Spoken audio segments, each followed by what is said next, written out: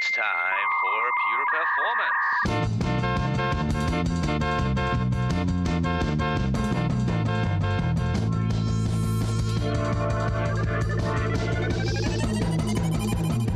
Get your stopwatches ready. It's time for Pure Performance with Andy Grabner and Brian Wilson.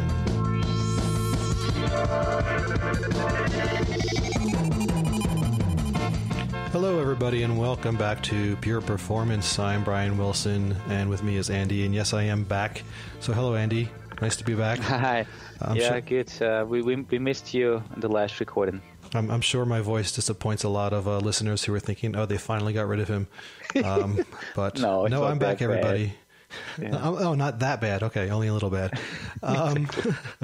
So I think today, Andy, we have hopefully one in a series. We'll see how it goes, if we can get more in, right? But what did you how did you want to call today's episode, or what did you not have?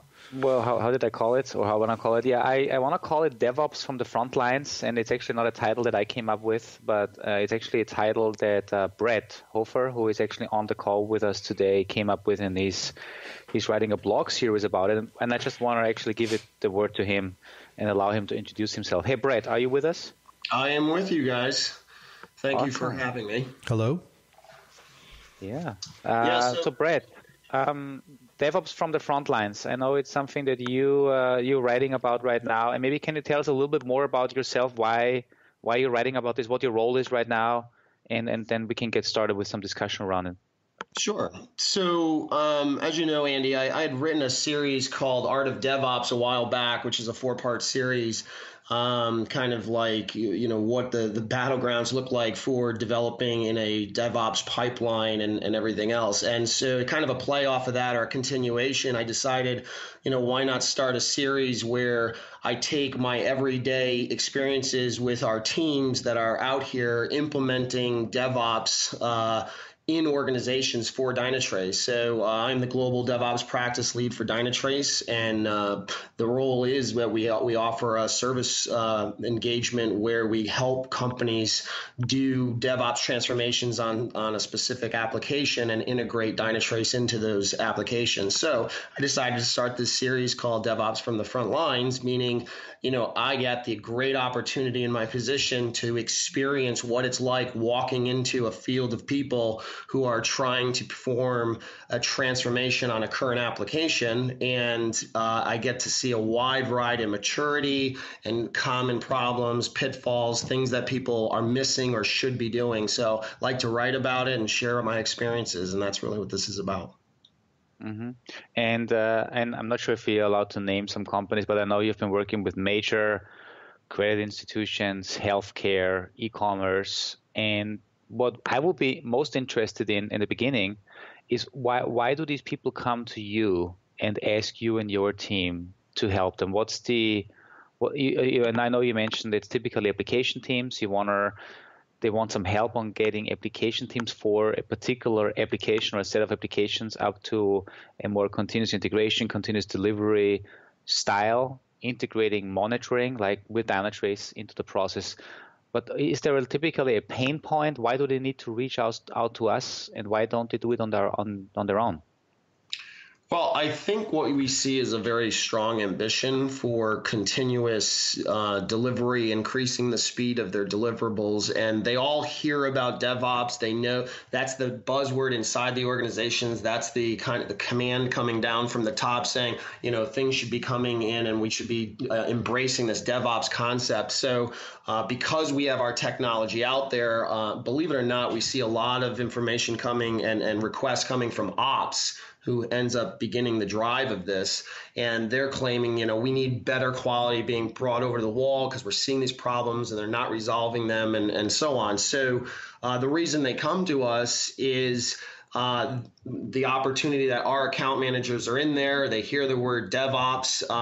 They kind of sync up and say, oh, do you guys offer anything as far as DevOps, and how does Dynatrace fit into DevOps?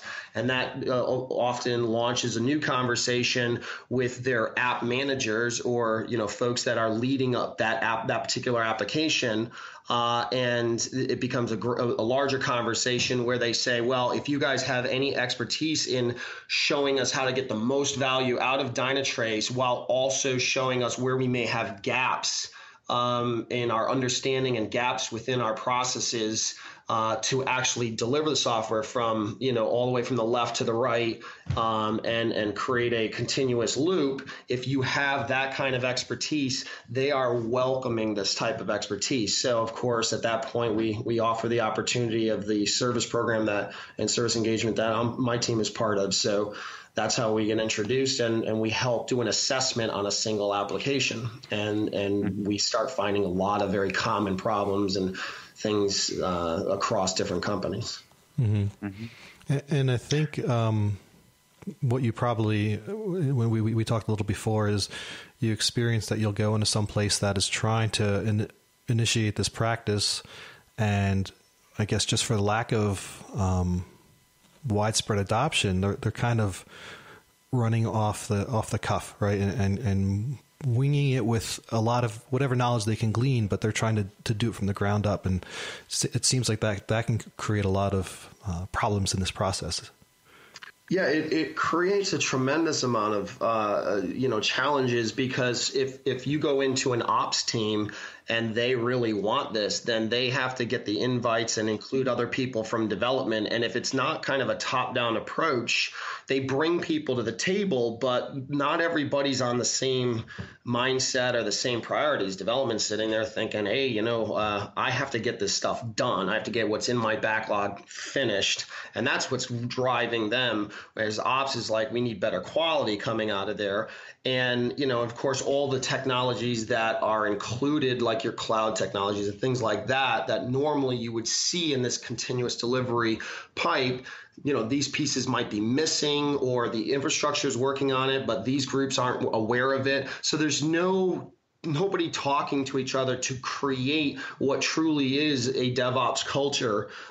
They all want to get there, but there's just a lot of siloing, and one person's on this initiative and the other one, DevOps, is not nearly as much of a priority. But it's very important to make sure that in order to make this truly work, everybody's got to be working at the same common goal for that application. So when you, I think you mentioned you start with the assessment, and you said you find common problems. I mean, I know you mentioned some of them already, but can you fill us in, and now a little independent of Dynatrace and what we offer, but more in generic, what are the biggest obstacles, the most common ones, and how do you then actually, what are the recommendations that you give them, or what is the approach to actually start? Because I assume if you find certain deficiencies and certain problems, you cannot just say, we'll fix this for the whole company right away. That's probably like an approach where you start with one team or with one application. So to rephrase what I wanted to know, what are the problems that you find in your assessment, the most common ones? What do you typically suggest, and what is the approach of leveling them up? Okay, so I would say the first most common issue is understanding what a DevOps pipeline is supposed to look like in general. Like the true understanding that one of the core pieces to that pipeline is based on infrastructural technology, like that it's cloud-based. It's more like, dynamic provisioning and configuration management, which is one of the key essential pieces to a continuous delivery pipeline. So one of the absolute most core pieces is you walk into probably one of the top, and I do this often, their top public-facing website, and it's still based on traditional either bare metal or virtual VMs, and it's all of the infrastructure is owned by an infrastructure group, and the legacy mentality of that's the way it is, it's always been that way, we can't change it. So if I'm talking to ops or I'm talking to dev and we say, how do you deliver this stuff in a continuous automated fashion out? And again, this is common. When I say common problems, or it's only a problem or a gap between what they're doing now and trying to get to this true continuous delivery DevOps type culture for that application. So applying DevOps principles, it's the core infrastructure issue, and that infrastructure is so siloed and segmented from dev and test and ops. that is a number one, unrelated to Dynatrace in general, of getting them to transform. And it's usually the first thing that they're trying to do, but they're not telling everybody what time is this going to happen, when are these services going to be available to the dev groups, and so on. Mm-hmm. So I would say that's the first one. Yeah, and now let me ask you another question, because you just said, obviously, ops, they said we've done it always this way and it's not possible to change. Now, who is actually the one entity within an organization that typically says, well, we have to change? Because even though we did it that way that many years and our website runs on some physical hardware we have standing somewhere, we need to change now because we have a pain somewhere. So this is kind of like going back one step. Who is the one that is typically approaching us and say, we have such big pain, we need to change and we need help from the outside so that we can get everybody on the same table, so all of us understand how we can move to a different deployment model? Is that business? Is that a new initiative on the application side? Who is it?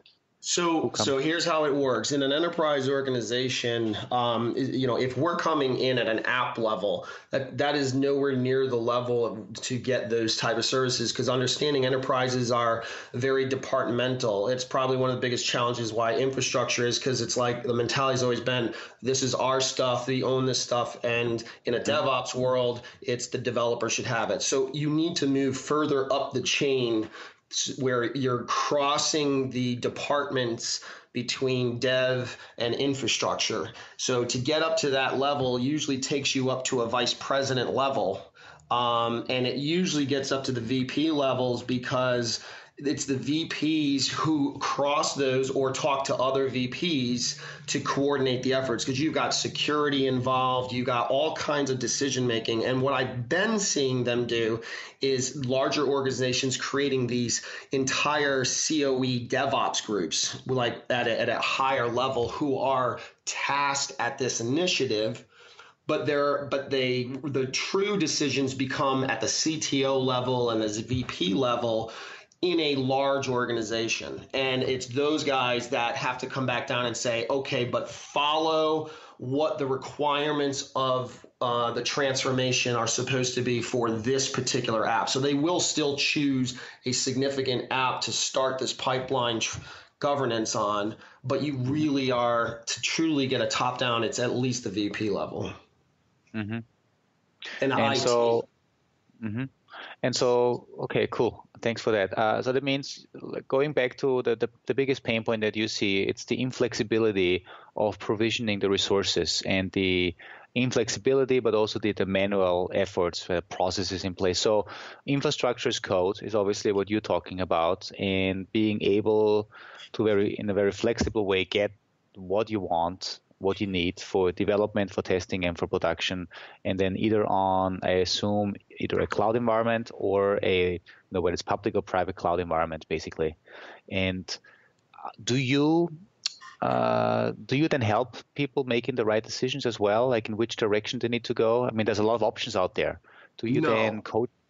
No, we don't. We in our engagement, we will point out the fact that this is a missing principle, and that you and make lighter considerations, but because there's so many factors involved in, whether you're talking with an insurance company or a financial company, they may only suggest private cloud instances for security reasons. So we don't go as far as that, but we will, as far as the logical and the mechanics of what they're missing, we'll discuss that in the assessment, but won't go as far as to picking technologies and things like that. Okay. And obviously, I mean, you have the experience, and you know what kind of capabilities from a monitoring perspective are necessary for monitoring a cloud environment versus, an on-premise versus a public cloud, a container technology versus an instance technology, a PaaS or whatever. I mean, obviously, the requirements, and obviously, our capabilities as well. That's great. Yeah, well, and the reason we include this, Andy, and you have to include it, is because if we are to promote and advocate the fact that we can produce faster this whole method can not only produce faster deployments and numerous deployments per day or whatever. You have to embrace the full impact. And as a performance perspective, there are significant, things that you gain by, dynamically provisioning something, testing it, and then looking at the metrics versus keeping a managed VM out there, testing on that. It may get dirty, and then you deploy it again and again, and that can alter your performance metrics every time you run on a system that's not refreshing. So there are several advantages to that cloud thing to get even more value out of metric, measurements, build over build measurements. So it has to be part of the comprehensive view of how do we get customers and to do not only integrate the performance monitoring, but make sure that you let them know here could be the optimal way to do build over build metrics without maybe tainting some of the results. A lot of it all relies on some of the advantages you get from a cloud-based environment. Mm-hmm. Yeah. In terms of some of the other issues, I know one of the ones you speak of in the blog as well is this real strong sense of groups being siloed, which also leads to this whole non-cross-functional teams. What have you seen?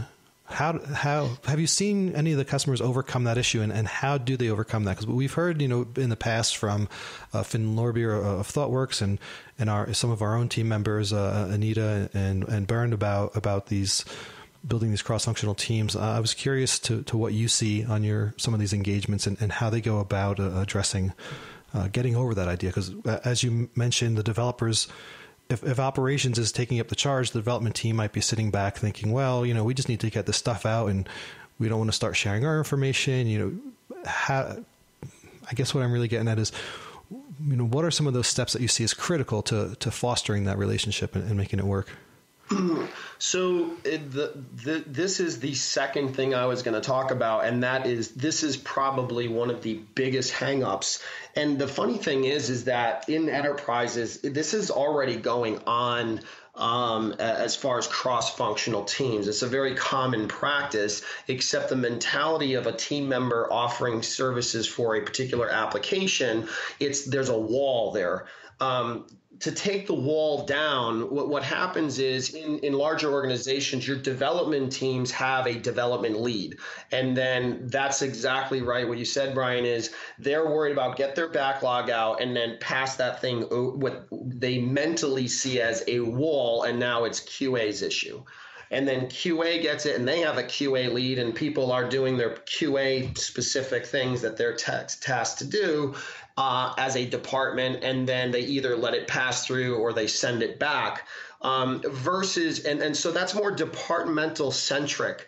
And in enterprises, to make this work, and where it does work is when you have a top-down view of at an application-centric pipeline. So now your roles are where you have one lead who has empowerment across the different functional areas. So they have the say in what can be done and not be done on, let's say, the infrastructural piece. They can say they govern across, like a product manager is a common practice, where they can say, this is what I need from testing, and you guys work together. You don't have this mental walls you're passing. It becomes more of it's a team around the application versus a team around the departments. And when they can actually do that, then when you do things like training and you start rolling things out about here are the tool sets, here are the processes. If we introduce Dynatrace in to monitor unit testing or to monitor functional testing and load testing, you are going to get these screens. Instead of just the testing department seeing that, if it's application centric, it's the whole app team is then exposed to it because things are being socialized at an application centric level versus a departmental centric. And that's how they do those transformations. But it has to come from the top because you, again, have to span departments to make that happen. Mm-hmm. And I think it's also exactly what I think, Brian, you mentioned, it's what we also heard from Finn and from others out there that say DevOps transformation meant we transformed our organization structurally to reflect the applications and the features we're building, meaning you have teams that are responsible for an application end to end. Within these application teams, you may have feature teams that are responsible for individual features end to end. And that means coming up with the idea, implementing it, testing it, running it through the pipeline, running it in production, and understanding if they build the right thing or not the right thing, or if they build something that is not efficient enough, but basically making these cross-functional teams, these application teams, feature teams, responsible end to end. And that obviously requires them to have support from something like a pipeline that automates a lot of this stuff, like starts with compiling code. Well, actually starts with change management, right? It starts with a Git repository, starts with test automation, continues into some type of load testing environment that they have available through an API, starts with provisioning either a staging environment or a production environment through an API. And I believe, Brad, this is what you said when we go back to what you mentioned all in the beginning, is that it seems one of the toughest challenges right now is the inflexibility of the infrastructure, and we need to have the infrastructure be available as an API, because only then can we enable everyone out there to build applications faster, to test them more efficiently, and react to changes in production with, hopefully with an automated script even, and not having to go through change management processes that take days or weeks. Yes, so. And just to point out it's also the unification of the processes. That's probably even the bigger thing, because, and I'll give you a perfect use case scenario of this, which is all across the board, probably 8 out of 10. If I go in and I say, hey, what's your backlog on, your tier 1 public facing app? And you went to development, they'll give you their Jira Agile. They may show you what their backlog is. And then you say, well, where are all the testing tasks? Well, the testing folks, they track their own thing in some project file. So there's no in a lot of these cases, not all, but in a lot of these cases, there's no unification of tasks. Then you say, okay, well, in order for me to roll that out, you're going to need a new environment. Well, why isn't the environment in the backlog as well? I mean, all these processes that pull an application pipeline together need to be unified, not only at the project level or the agile management level, but it needs to be done at the source code level. You got change management people having their own source control, but all that source should all be on the line with the apps. It should all be app centric, and I think that's one of the that's the biggest transformation that needs to happen. It needs to come from the top or from some kind of an enterprise DevOps COE.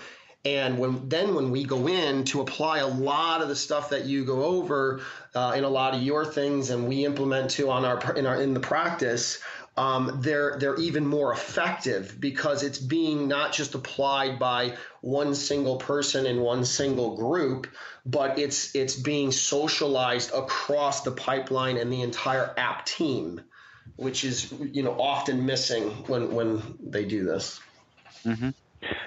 What's interesting, we had in the previous recording, we talked with Tom McGonigal.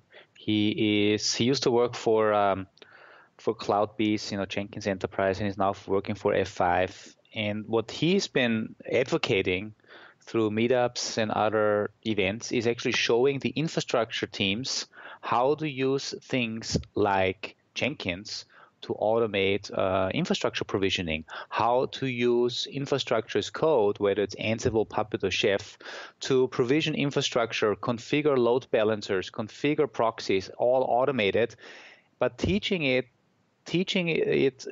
by using the same tools like a Jenkins. So yesterday I was then invited to do another podcast with him, where he was actually showing a Jenkins pipeline that was rolling out a new application version, but part of that rollout was also a change in their big IP configuration for their load balancer. But it was fascinating to see that they are using and trying to promote using the same CI/CD tools that the developers have been using for a while now, also for infrastructure provisioning. And that's absolutely. just perfect, man. Yeah, that's exactly what I'm talking, and that's exactly what I was saying as far as, unifying and getting dynamic provisioning, because that's a huge piece of this. You mentioned Jenkins, but I will say I have numerous accounts that actually have Visual Studio and the whole ALM by Microsoft, and it's amazing to me to see that in many of their cases, they have all the tools out there and implemented, and they can connect to the Azures and everything else, but they don't actually use any of it. They use a very small portion of it. And the only reason they use a very small portion of it is because only a certain number of people have access to it, and there's been no overarching vision to implement what they have. And it's a shame because, there's a lot there, just like with the Jenkins and that whole process. It's all been well thought out and defined. It's a matter of education and, an initiative with a vision that comes down and says, this is what's got to happen, and taking it and making it a priority, because it will definitely change a lot of and help the quality and the speed of deployments and everything else that the business is really needing. And correct me if I'm wrong, Andy, because I had to miss yesterday's recording, but in our lead up to that conversation with Tom, he was kind of coining, or I don't know if he was coining the phrase, but he was using the phrase network as code, differentiating a little bit from infrastructure, because I think a lot of people, whether or not they're doing infrastructure as code, as Brett was just mentioning, the idea of taking that to the networking components, I think is a little bit newer, or might have been something that people just never thought of yet. So I just wanted to. Yeah, no, we talked about this. We talked about we talked about the aspect of using application metrics. Like, we know which features are used at which particular point in time during the day by which users around the globe, and how much data it needs to be transferred, right? If we know feature A, the homepage, on average takes 100 kilobytes and they're used by that many people at 8 o'clock in the morning, then we can anticipate that next Monday as well. And so we can automatically provision the right network. We can provision the right rules for the load balancers to make sure we have the capacity. Or what we actually thought of would be even cooler when we talk about A/B testing, when we talk about blue-green deployments. If I'm a developer and I have my pipeline and I roll out my new feature, but I want to only enable it for 5% of my people because I'm doing a blue-green deployment, then I can, in my pipeline, use, and I call it now network as code. I can make these changes to my load balancers and say, please route 5% of the traffic to these two servers here because they run the newer version. And then, depending on what the monitoring data tells me, people like that version or not. If they like it, maybe I automatically run a pipeline script that bumps up the number of users, which means provisioning more application servers because I'm expecting more load, and changing the infrastructure configuration, in this case, the network switches or the proxies or the routers, to push more users in on these servers. So yeah, we talked about this concept and it was fascinating because there's a lot of things we can do, and all of the vendors. I mean, he was from F5. They all, at least F5 now. I know, I'm sure others do it too. But they provide REST APIs. They provide scripts for Ansible, Chef, Puppet, and I'm sure PowerShell and all the other stuff as well. So you can automate the configuration of these network-centric components. And that's pretty cool. Yeah. So go back and listen to that episode if you haven't. Brett, I did want to talk to you about the idea of information being stuck in silos. I know that's another kind of a point you like to bring up, and I wanted to expand on it a little bit. I think there's definitely part of the concept of each team's looking at a set of data, but they're not looking at each other's data. But also taking that beyond looking at each other's data is breaking down those walls and coming to a common set of data, right? Obviously, each team might have specifics in that environment that might not apply to a different environment, but overall, there's definitely certain metrics that should be being tracked all the way through. And this kind of crosses back to the cross-functional team where developers, and I don't know if you're seeing this so much in your engagements, but are developers starting to become testers? Are testers starting to understand some of the development, and everybody looking at operations? Is everyone starting to take a stake in all of the tiers, or in the engagements you're kind of coming across, is it still like, hey, we'll all work together as a team, but I'm just going to write my code and the testers are going to test it? Yeah, that's pretty much the common running theme in many of these. And these are some of the largest tier one systems, and people make advancements within their own areas and evolve and improve. But this is absolutely one of the biggest things I've promoted for almost 10 years and have been involved in numerous, efforts and always promote. Is the fact of sharing information, but in a very consistent way. So one of the big things that we, that often gets promoted is you create. If I have a DevOps governance or any kind of informational governance about my applications, one of the biggest things that you really hone in on is, give me the application that the business is interested in, and then come up with a central view. And I talk about in my blog, where a central view is showing, okay, here are the consistent things we can offer you for each application: business analytics, operational analytics, testing analytics, or health and development. Okay, now, if I were to go to each one of those groups and said, give us your best dashboards, give us your best piece of information that you have that you could offer to the rest of the people that would look at this one central site, and you were to present that in a very easy fashion to get to that information, you can form, which is often I've seen this done in SharePoint, where you just have, all right, here's the list of applications. I click on it, and when I go in there, I can choose from an array of business, ops, testing, dev. And if I go into let's say business analytics, I could see maybe you show the screenshot of our user experience management and describe it, and then that's presentable to everybody.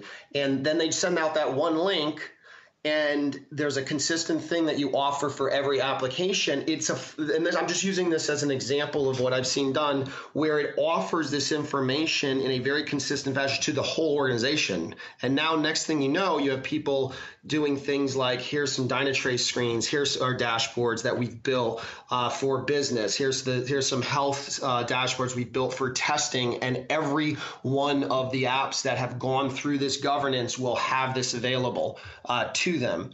That's not what we normally see when we go in, because everybody, and the surprising and the unfortunate part is each one of these groups have, like if they have Dynatrace, for example, have a tremendous amount of information. But I don't know how many times I've been in meeting after meeting with director levels and up, and even business, who go, I don't even have any idea we had this information. And, everybody's kind of going, we never heard of this.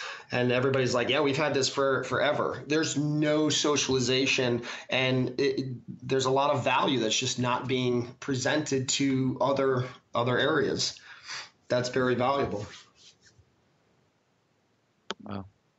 So, the silo issue, obviously, and then I also see the problem that people just, as you said, I think it was. I'm just sorry that I have to take a second to phrase this correctly, but what you just said is not only true, obviously, for what we are doing for providing monitoring data. But because we live in silos, we never really know what the others are doing, what data is available, and what better decisions we could actually make. And that's true for monitoring products. It's true for many other things that people are using. So breaking down these barriers. And I thought, even though we've been talking about breaking down the barriers for so many years now, we as a company, but we as an industry as well, it still strikes me that so many people are just still not there at all and not trying to tear down these walls. I remember Gene Kim in November, he said, based on his stats that he has, that companies that he works with, only 2% of companies are embracing DevOps best practices, only 2%. Mm-hmm. So there's still a long way to go, right? And it's Gene Kim. He sees a lot of people out there. Mm-hmm. And Yeah, and like I said, this comes down to, some of the VP levels really, making it a priority initiative and believing that this can help some of their tier one apps. And, it doesn't have to be every application that they have to apply it to. It usually is targeted towards the ones that would value the most from high competition, high change rates, things like that. And again, even the other thing I would say about DevOps and them choosing whether it's initiative or not initiative is they do run into a significant thing with enterprises where there are certain enterprise resources that will always be on quarterly release schedules and things like that. And so no matter how many times you publish as an independent app, you will still be at the mercy of other enterprise resources that are out there that you may rely on. So Brett, I know your blog series you're writing that I'm sure there's a lot more stuff in there that's coming. To sum it up for today's episode, I believe what I heard at least, and correct me if I'm wrong, a lot of companies are aware that they need to change. You go in, do your assessments. One of the critical things that always comes up in the beginning is the inflexibility of the IT team, of the infrastructure team, because having infrastructure as code, having infrastructure available as a REST API that can be integrated into the delivery pipeline later on at different stages and also for different environments is critical, because otherwise you are always blocked by manual processes, by resource constraints if you don't have enough capacity available, if you're not looking into more, let's say, cloud-based technology.